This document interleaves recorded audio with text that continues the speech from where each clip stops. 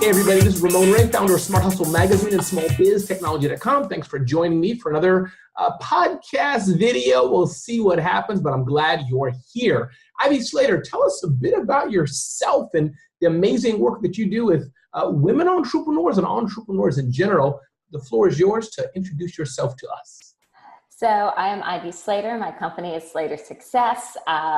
We're completing our 10th year in business, which is pretty awesome I think of exciting.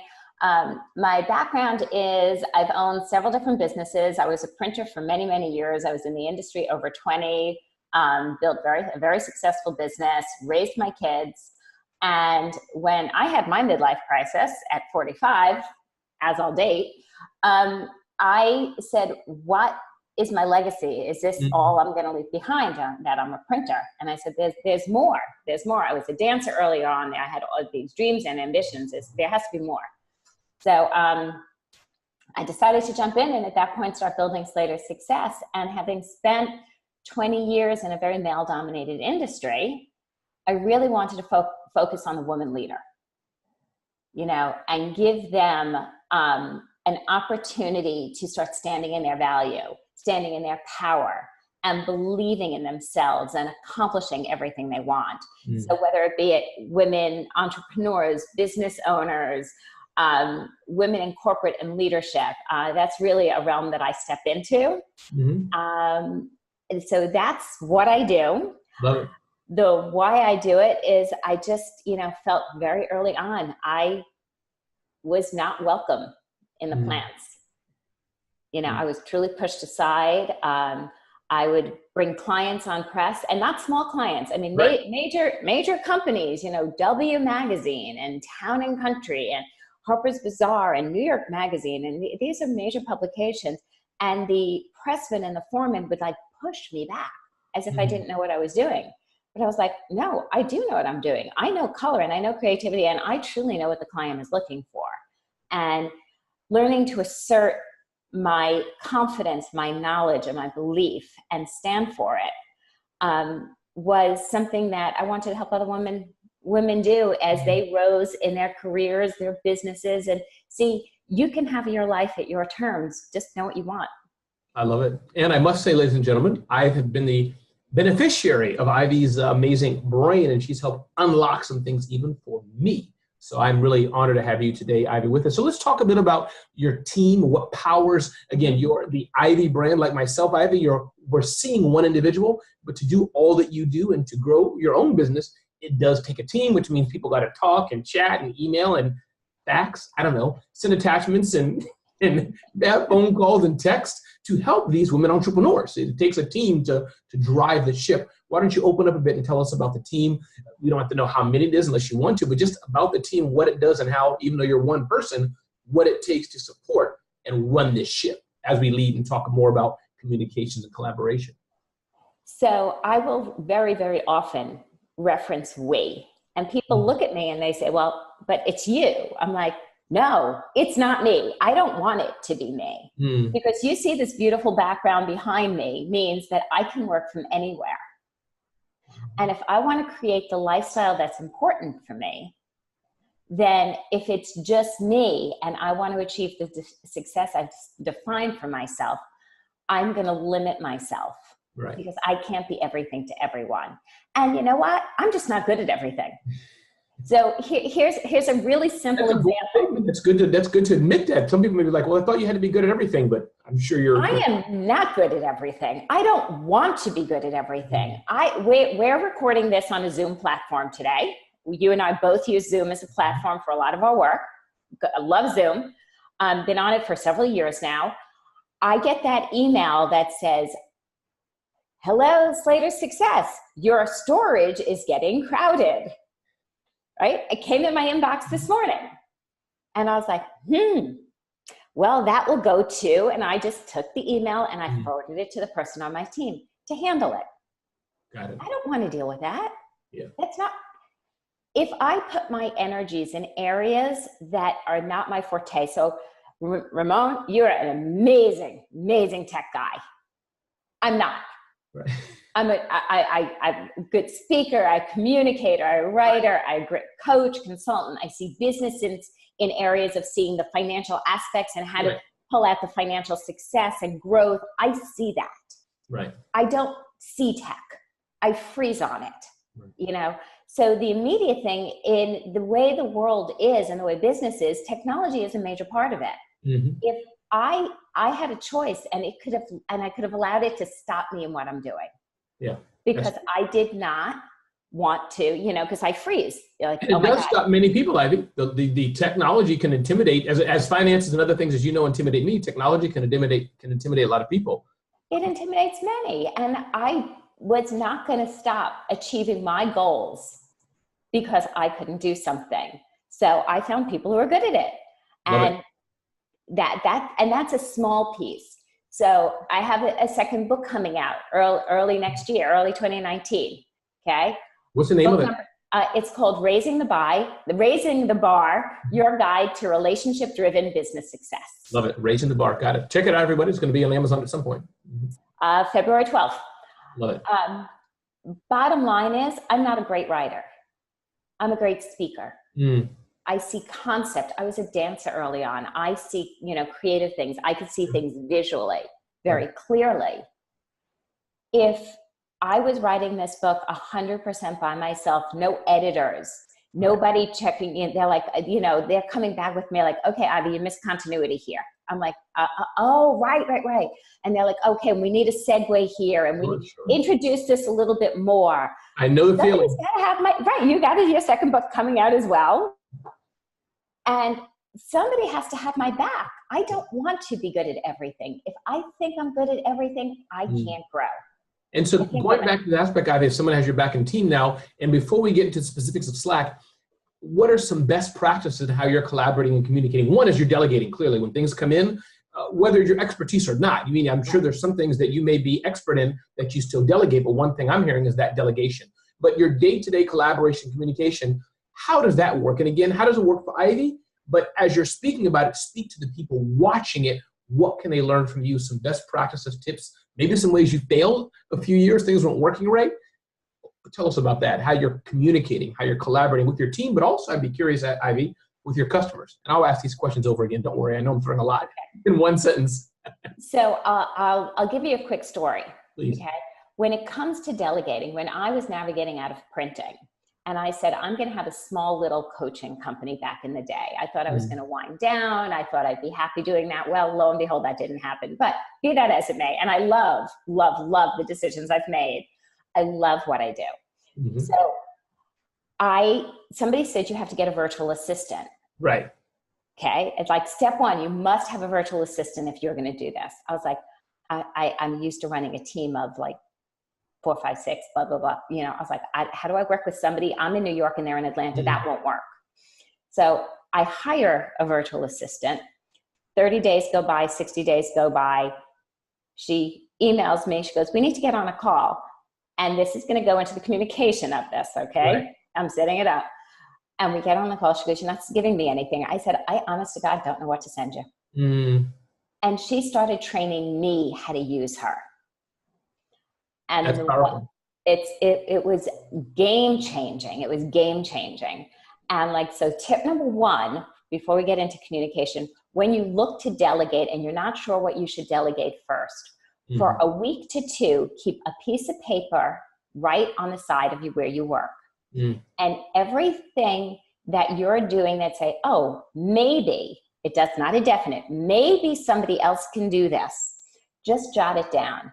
Yeah. And at the end of that couple of weeks, you can look at this list and say, great, what is the piece that's bogging me down the most? What's that first that's taking time? It's not growing my business. It's not growing my company, my economics, my finances. It's taking time out of my family, my kids, or whatever your priorities, your other priorities are. Right. You can take those first steps. And that could include getting a babysitter. It could include getting a housekeeper. It doesn't matter what it is, but just keep that list. Yeah. As far as communication, I told you I'm an old-fashioned girl, right? So I'm not the techie. I think. So you say. So I say. Okay. It's my natural. So I'll clarify that. It's not my natural go-to of what's the technological solution to solve this problem. Mm. So as I built my team, and we're a team of 4, 5 with me, okay? I have most of them, no, all of them are better at tech than myself. Every week, we get on a phone call for 60 minutes. Which is good. Doesn't have to all be, Facebook chat, but a phone call, audio, getting out the frustration, successes, praises, laughs, stupid stuff. I think it builds team together, but please continue.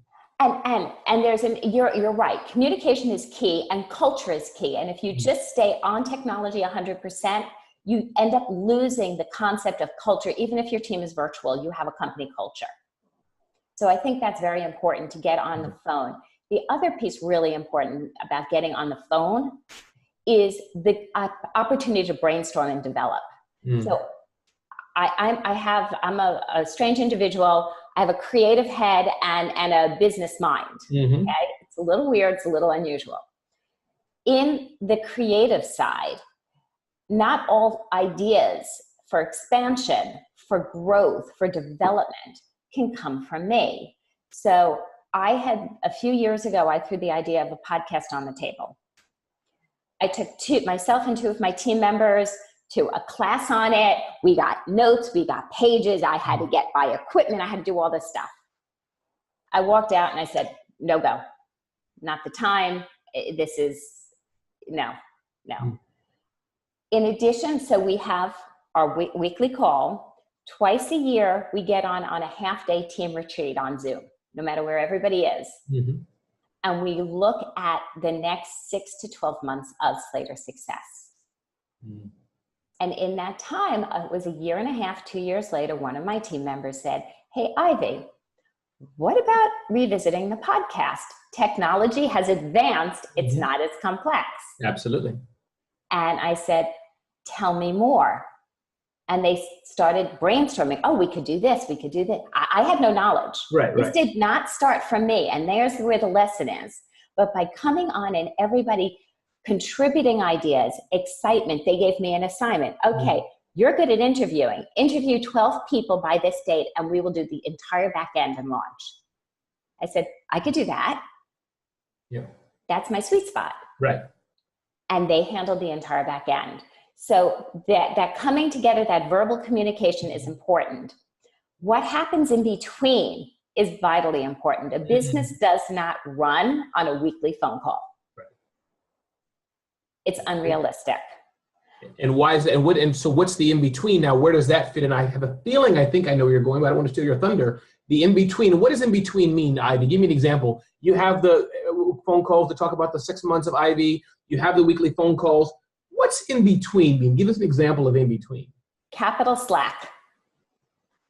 Love it. I absolutely. What are the things in between? What's that thing? Okay. So I'll just, for those of you who don't know about Slack yet, it's a communication stream. Okay. And I'm laughing at myself that I'm the one who's sharing this information. Okay. Let me just say one thing. The non-techie, by the way, is sharing this. Go ahead, Ivy.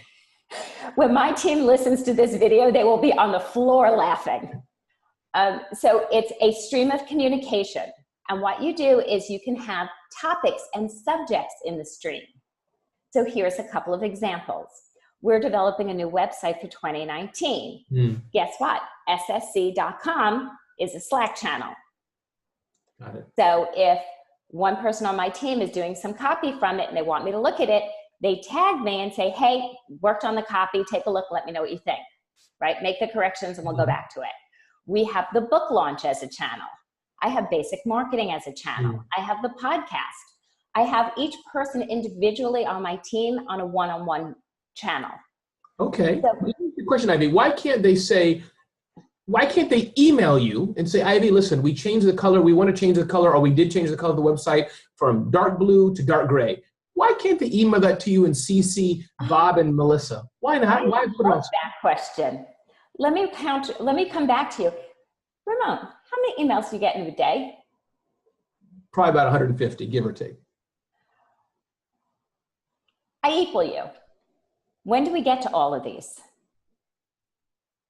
late at night, sometimes, you know, watching some TV with your spouse at the end of the day, you know, these are answers that I can do quickly, but if it gets into my email, it ends up as part of the bottleneck. Okay. It ends. So this is, I will look at Slack and it'd be a quick answer. They're like, okay, we're doing a series for the podcast. We've started doing these waves. So right. Again, I'm talking about technology. It's hysterical. And so my team member just Slacked me. She goes, yep, all waves are up to date, letting you know. If it was an email, I might not see that till 10 o'clock tonight. Now I just took a look. Oh, great. It's done. Fine. Done. Email to me are tasks. So I have to sit down and do the tasks. Got it. And is that because of the fact that since Slack is in channels, that especially so you wouldn't want Ramon or your clients in a Slack, but for internal, is it because it's in channels that you say, you know what, there's something in here about websites.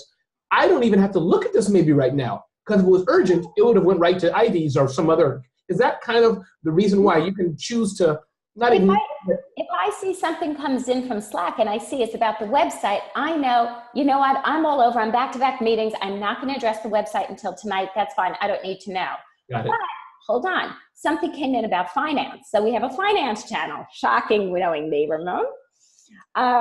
There's a finance channel. I'm all about the numbers and contracts and things like that and being on your game and running a really legit business. Something came in about finance. I don't care where I am between meetings. I'm opening that up. Yeah. What's up? Did we get paid? Did we not get paid? Did something come through? I'm running my business all the time. That's the immediate attention. I don't want to wait on that. That's important for me to get to. You know, the book launch might prioritize the website. It might not. I know if we drop a podcast each week, and I know if something's coming in and it's coming down to drop date, I better look at it, right? We drop on Mondays. If something comes in on Friday, it's like, whoa, there shouldn't be anything in podcast on Friday. Everything should have been done. Right. Let me just make sure there wasn't a hiccup. There was a problem with a recording that was unexpected. Got it. So I can control my calendar and my life and my business based on prioritizing. Right. Talk to us, Ivy, about the difference in between tasks and communication or email and Slack, whatever you want to call it. Meaning, we use Asana, very tasks-based. You know, get this done, get that done. I know Slack, I believe, has some hooks or has that built in. How do you use it? Talk about now the difference between, you know, Ivy, we need you to do these 10 things. Where do you store your task list versus, it's not a task, it's a communication. If you can help me unpack that question, if it makes sense, what I'm asking. Okay, so I'm going to rock some boats, and I'm going to premise this by saying, remember, I'm an old-fashioned girl. Okay. So I grew up, I became a business owner by the time before I was 31. I had a to-do list every day. I had a good old-fashioned Rolodex. I had index cards for sales, January, February, March. I ran that business, right? So that's that writing that thing down really works. Writing in my calendar really works for me, although my calendar is electronic now. So what I do, and this isn't necessarily what my team does, we have been on Asana, we've been on Teamworks, we've been on Wunderlist, we've done a bunch of those, and the team works beautifully on it. Okay. I got nothing done. Got it. I got nothing done, and I wasn't helpful to them. So what they said, when I said, should we try again, now that we've really mastered Slack, and we've been running our meetings off Slack, so our weekly meetings, we run through the Slack channels. That's how we do it. What do we have on finance? What do we have on this? You know, we set on marketing. We're launching this. But what are we doing, right? We just run through those Slack channels, right down the list. Okay. When we have a big piece of something, we'll dedicate a separate meeting to it. So the book launch, we just had a separate meeting, spent 60 minutes, all of us. Who has the various components of the book launch? What do we need? Are we on the ISBN numbers? Are we on the copyright laws? Right? You know, are we doing a marketing campaign? We pulled a separate meeting when necessary. How do I stay organized on my tasks? Right. Is I truly put my tasks in my own calendar. So Okay. I write my tasks down right next to me. And then I'm like, okay, after our video call, I'm going to be recording a video for this. I'm going to be recording a podcast. I then have one more business call of the day. It's in my calendar. Got it. So I know I'm calendar centric. I'm calendar programmed. If it says between 1 and 2 o'clock, do this, I'm going to do it. So when we revisited, when I tossed out saying, hey, now that I've mastered some more technology, maybe we should go back. Right. And they're like, you know what, Ivy, we're getting everything done. And this is the learning lesson. They're like, if we were missing deadlines, you're right, we should go back. Because then we need a better system. Yeah. But everybody on my team has been, we're a long time group.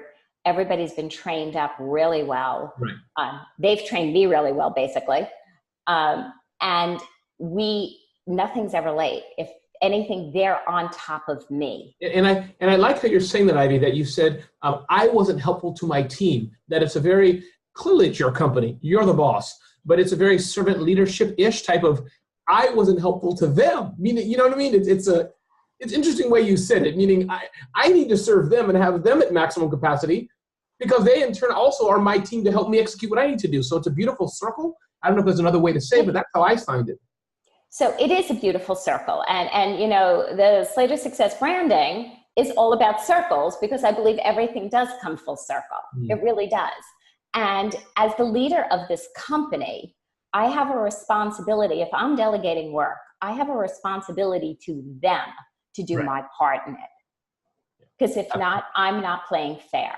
Right, that's true. You can't demand something if you're not doing your part, and my team holds me accountable for very similar things. Ivy, 2 questions I want to ask you. If you have something else to add, let me know. But one, I'd like to get your tips for women entrepreneurs before we close. While you're here, might as well keep your brain for that. But anything else in particular about Slack that comes to mind for you? And even maybe it's not Slack specific because in fairness, there's a number of tools that people could use, but best practices for using technology to collaborate, communicate. We all, not all, but most people watching this have virtual teams, an assistant here, a designer here, a partner over there. So anything else that you're finding, Ramon, here's what we did wrong, or here's a few things we're rocking. Anything else you want to add, particularly on using technology to communicate and collaborate better? Here's an interesting tip. So technology is advancing very quickly, as we all know. Okay, have somebody on your team who's it's their strength. And so for the stubborn, old-fashioned person here, okay, be willing to be open. So as it's advancing, they come to me of like, we're about to in 2019 change one of our base platforms. Okay, I'm not going to share what we've been on or what we're going to because nothing is solidified yet. Sure. But for all of our marketing, we've been on a platform, for the same platform, a very good platform for about a good 6 years. Okay. There's things that have come out that have advanced and Slater Success has evolved in the 6 years. So our needs have evolved. There's other things that is advanced. One of my team members, who's the tech strength, said, hey, you ought to look at this. And I was like, great. So she came together and did the back end work, brought it to me and the team, and she goes, this is my evaluation. I think we should go to one of these 2 platforms. I said, I agree, because based on the facts, how we use, what we need, how to streamline. So in advancement, you could end up jumping too much, be cautious of it. Don't just keep jumping platform to platform to platform in anything you do. Yet on the other side of the coin, be open and learn and listen, evaluate. I have a fierce sense of loyalty. I don't change things quickly. Yeah, I do change, right? I think loyalty is really important, and it's a little bit of a lost art, but that's a conversation for another day. And for me, I find it loyalty, but I also find the pain of switching to something, if it's working 80% and I'm trying to change it to get to 90%, I'm going to do that very slowly because when I change the 90%, it may go back to 60 or 50 or 40%, and then I'll be screwed. So in this way, have somebody who is checking on advances. Like when we got onto Zoom really early on, okay, when it was a very new platform. Mm-hmm. And I jumped in. It was a reasonable thing to jump into. It had no strings attached. And I could not stand the video on Skype. I was Skyping with people in Europe regularly on the development of something. And the line was consistently dropping. And for me, I was like, I do, when I do my call days versus my in-person meeting days, I go back to back to back. I can't waste time. And I found for me, it was inefficient. And when Zoom, I said, yeah, I'm going to try this. Right. And we tried it and we moved so quickly because it works. Yeah. So be open, but don't be a jumping bean. Absolutely. And delegate somebody on your team that is not you that is doing this research, because unless you're running a tech company, that's not where you make your money. And your time as well. And time is money. Time is actually more important than money. Ivy, the last question is that what is your advice to entrepreneurs in general, but specifically, because that's your focus and you like a scientist, an anthropologist, women entrepreneurs, those who are just starting out, maybe they're working a full-time 9-to-5 job, Ivy, maybe they've been at home and bravely and honorably raised their children, variety of different things that women professionals are doing, but they want to start their own business, Ivy. What's to that woman, talk to her, and also maybe talk to one that's already in business. She's been in business 3 years, 4 years. She's cruising along. What does she need to know to jump and get to the next level? Can you talk to both of those women who are just starting out and really not sure what to do, but they got some ideas, and then the one who's been humming along pretty well for 2-3 years? Okay, so for the early stage business owner, right, the early stage entrepreneur, we don't have information until we have insight and fact. So very often an early stage entrepreneur gets stuck in the getting ready. Mm. I need to build a website first. I'm starting to get onto social media platforms and build a presence. Soon I'll work on getting clients, but this is like step one. And I'm like, forget that. I didn't have a website for the first several years of this company. I built a client base that paid for the website. Yes. No, and I'm not saying a website's not important. In this day and age, a presence is important. You don't need a fully developed site. You can do a one-page presence. Right. Go out and get your first 3 to 5 clients if it's a service-based business. If it's a product-based business, sell X amount of dollars, because that's where you raise the capital and you actually see what's working and not working in your business, that when you go to develop your back end, meaning your marketing, your websites, and everything that goes onto it, you have the insight from sales to actually deliver the marketing capacity for your company. Right, right. Absolutely. I love it. I love that you don't have to have the whole ship built before you move on. So now to the person that's scaling and growing. Okay.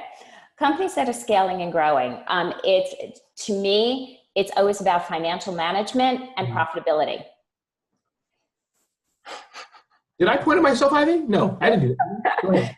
No, this isn't for you at all. So I, early on as a printer, I had the opportunity in the olden days of the accountant, CPA, used to come into the office every month, and they used to open the big books. And I used to roll my chair across the office. And I used to ask questions. And I would ask questions. Well, what does it mean, on my commissions, because I got paid a percentage of the profit. So I wanted to know profitability early on. My commission structure was based on profits. So I was all about the profits. And I was like, well, what is this overhead factor? That should be my money. And they're like, well, what is the rent of the office? So truly understand your overhead. And I'm always on my clients, and I do a lot of work with companies that are scaling and growing. What is your overhead? What is the profit margin? Where do you want to get to? What is the next steps in developing the business that will help you get there? Is it expansion of goods and services you already have? Is it a new line or new something you're going to spin off? So if you look at Apple, for an example, because it's just an easy example. Sure. Apple started with a computer. Yeah. Great. It's a computer. It was a computer. What doesn't Apple sell right now? So Apple sells, AirPods, and we have phones, and we have speakers, and we have, going down the list, right? Yeah. So they developed more products in their expansion. They also expanded their baseline of computers. So when a company is scaling and growing, you have to have the eye on the numbers because you have to invest very often. So you want to be planning in advance a reserve fund to invest in anything you're going to be marketing, testing, or whatever to scale and grow. So a little while before that, we're going to be looking at the numbers together very often and saying, great, where are we going to be investing from? Mm-hmm. Next, look at, is it going to be the expansion of what you have or something in addition to the company? And there was one more point there. Yeah. Well, and I think part of the thing that I'm hearing, Ivy, is the aspect of the money. And as you know, that's many people. You can have people who are great marketers. I think you have people who know money very well, operations. And I think that what I'm hearing is that you're saying to the new business owner, these are my words, tell me if I'm repeating correctly, is that they need to get the basics. They need to get the foundation. Sell, as Mark Cuban says, sales cures all. Just it does. Forget if it's not perfect. You didn't record it right. I'm loosely. Some things you got to get right. But I'm just hearing that for the person who's in growth mode, you're already making money. That's a given. Good for you. You're now saying if you want to get to the next level, you have to add some disciplines in, some scaling in. How are you going to, or because you'll be making the same amount, which is, if that's what you want to do. But to grow, you're going to have to put on the big girl pants, as it were. Exactly. And a lot of companies, then I work with them on scaling and growing. The first thing we do is look at, are they leaving money on the table? Mm-hmm. Absolutely. Is there money already here based on, because that profitability is huge. When you're leaving money on the table and you address that, that is 100% sitting, or not 100, but close to, let's say 80% sitting in profit growth. Absolutely. I also, in those ways, look at financial management of the business and make sure they're planning a financially healthy company that can grow and scale. Really important. No, absolutely. Ivy, this has been awesome. And one more time, can you just tell us your website and what you want people to do when they go to the website, or any last message from you just about yourself and your team and what people should learn from you? So I don't quite know when this is airing. So in complete disclosure, I'm going to say it's probably before the new website launches. So I'm going to be really clear. The website is slatersuccesscoaching.com. It is an old site. It's going to be coming down early in 2019, and by March be replaced by a new site. Nice. If you want to, you could still download the freebie there and end up on my mailing list and be in communication with me. Cool. I do a podcast weekly. It's called Her Success Story on all the platforms, and I learned about that too, technology-wise. Check it out, leave a review, write me a note on Instagram, Facebook, Twitter, LinkedIn. I drop articles and videos weekly. Best places to connect with me, I'm on LinkedIn, and probably LinkedIn and Instagram the most. Awesome. Ivy, this has been amazing to get your information, your knowledge, and I know the people listening to it are going to benefit. We've touched on Slack, on communication, collaboration, scaling, starting in 30-some minutes. And my name is Ramon Ray, founder of Smart Hustle Magazine and smallbiztechnology.com.